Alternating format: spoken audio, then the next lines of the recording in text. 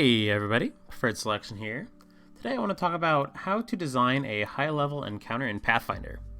I saw a question on Reddit today where someone was asking, they were DMing for a group of people who, whenever they reached like level 8 or 10, they would find that, they'd have to throw really hard enemies at this group of people because they were reasonably good players and they're getting into the higher levels. And, the kind of enemy that they'd have to start throwing at these people would be so powerful that, if the enemy, did its thing, the fight would just be over in 1 or 2 rounds, one way or another. Like, the enemy would throw its best spells at the party, and the party either makes their saves or they don't. And just everyone hits so hard that the fight's just over in a couple rounds, with either the enemy dying unceremoniously too early, or the party dying and having to dimension door out, or worse, TPKing. So my solution to that, the solution that I got from my old boss, and I've heard this advice repeated many times over, actually, and it applies to Dungeons and Dragons. It applies to other really anything that you can DM, but specifically I'm going to be talking about Pathfinder today. Not that it'll really be that different if you're using a different system. And my advice is throw complex encounters at party. If your party's level 10 and there's 4 of them, throughout the day, either in one fight or over the course of multiple fights, they should have to fight maybe 25 to 30 enemies. I know that sounds like a lot, but that's how you're going to get kind of fights that are knockdown, drag out, last a little bit longer, where instead of throwing all their haymakers, they're, maybe conserving some spells a little bit. So yeah, let's look at the party over here. We'll talk about them a little bit, kind of drag them around. You've got 4 people who are reasonably experienced in the game. They've been playing for a while. They're level 10-ish. They have good gear because you've been throwing good gear at them. They know what they're doing because they just have been playing for a while.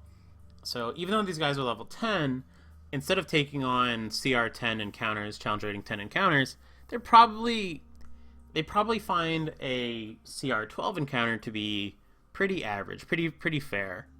So to challenge them, if 12 is what's fair for them, you're actually going to be throwing CR 13, 14, and 15 encounters at them when you want to give them a hard time. So what's a CR 15 encounter look like for a party like this?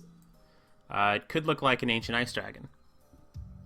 Ancient Ice Dragon is a very scary enemy, especially when or kind of a lower level. Maybe your saves aren't so great yet, depending on what gear you've picked up.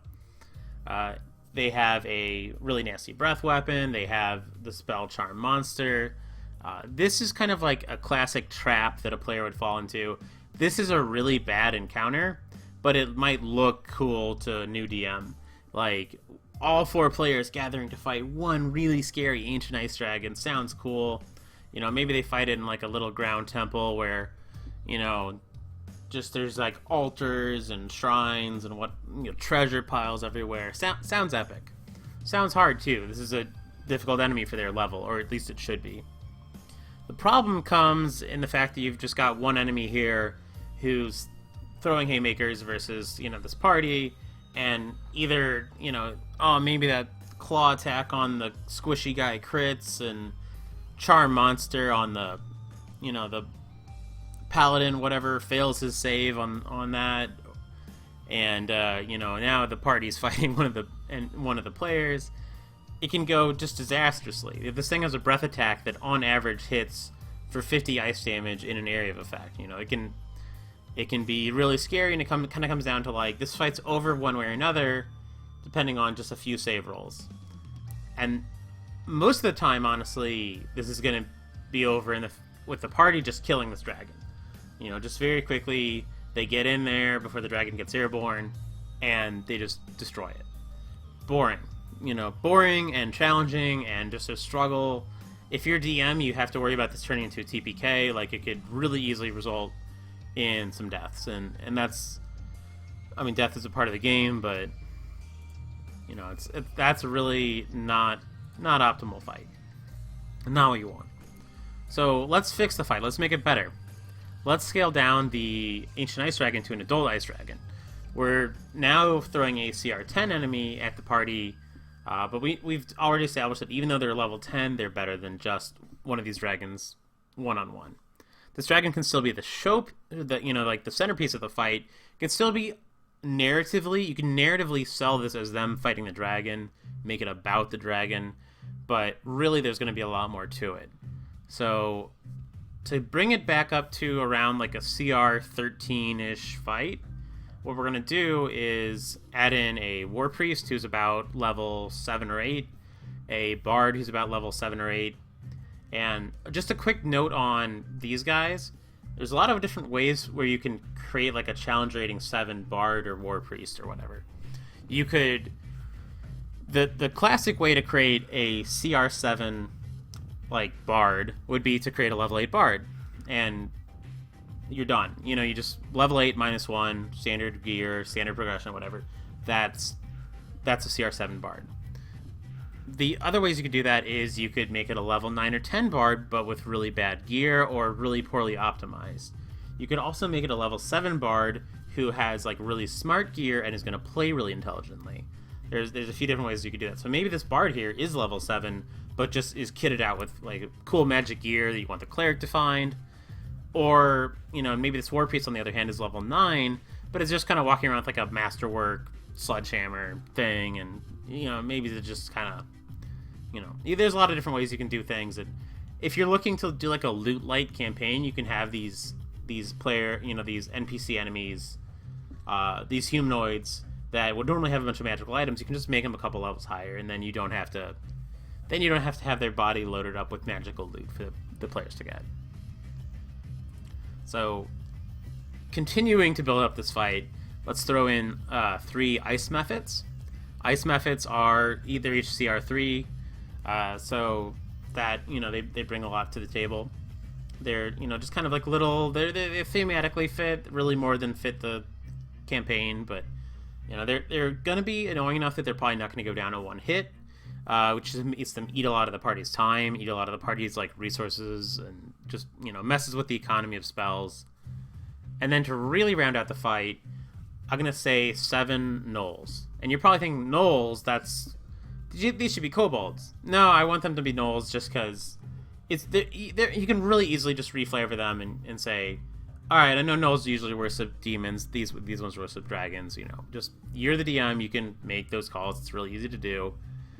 But I don't want to use kobolds. I want to use gnolls because gnolls are just a nice little CR1 enemy. CR1 enemy might seem like an odd choice versus I've been talking about how to make a fight last longer versus really good level 10 players, and you might be thinking, what are a bunch of CR1 guys going to do? How are they going to slow this down at all? There's a ton of ways they could slow this down. They could cause, you know, maybe this wizard has to start thinking about using some AoE spells instead of like big single target spells. Maybe somebody's injured, and now the cleric has to decide, hey, do I want to run through all these gnolls and take a bunch of attacks of opportunity? You know, maybe, you know, sure, they're just a bunch of CR1 gnolls from the looks of it, but can I take 4 attacks of op to go heal someone? Is that even worth it? You can also set up situations where people are flanking. And we've already established that this person, you know, the person in purple, is a bard. So, you know, that matters. Suddenly those CR1 enemies are hitting, you know, with their attacks because of Inspire Courage and just all sorts of stuff's going on. To make this even more of like an interesting fight, I want to add in some terrain.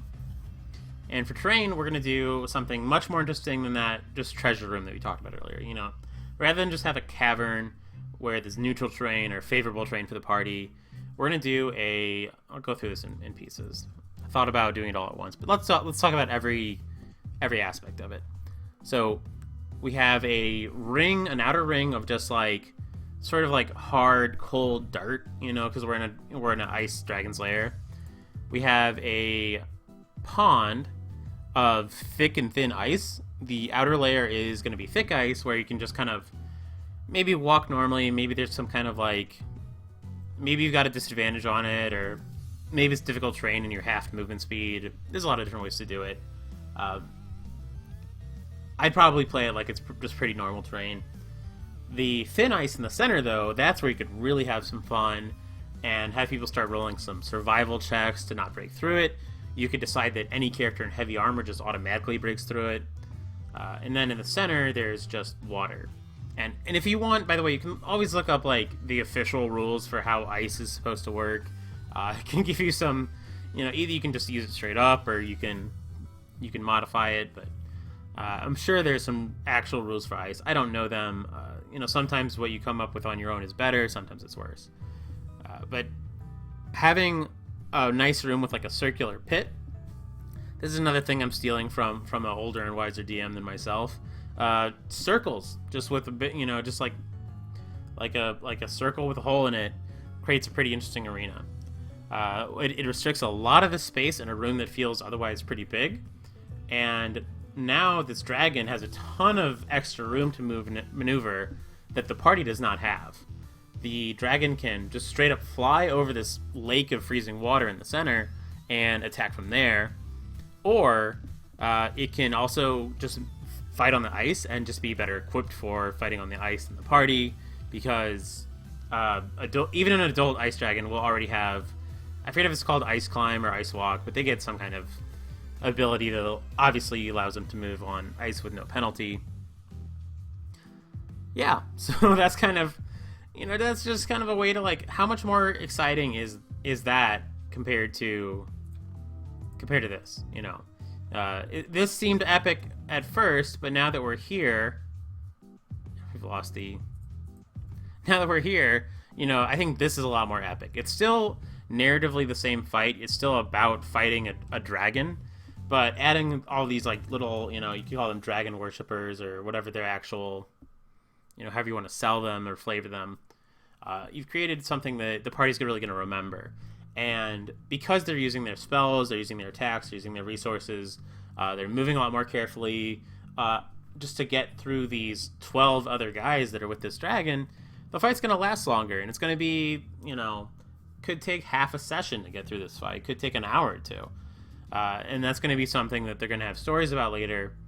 And also, I forgot to mention, this fight is going to be still very scary for the players. It's it's still like a CR 13 or 14 fight. It's gonna be scary for them the same way the Inter Dragon would be, but it's a much lower risk of a TPK.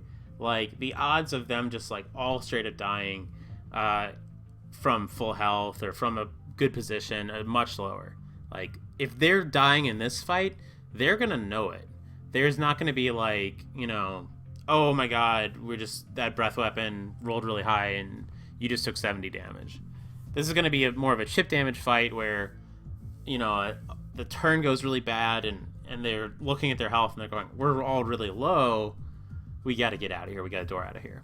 So that's kind of just more fun for everybody because you don't have to figure out, you don't have to figure out what happens when 3 of your party dies.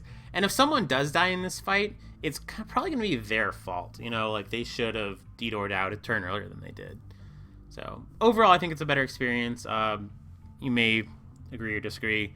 I'd love to hear people's thoughts and feedbacks. If you play Pathfinder, or even if you play any TRPGs, or if you're interested in TRPGs, let me know in the comments if you agree with this, disagree.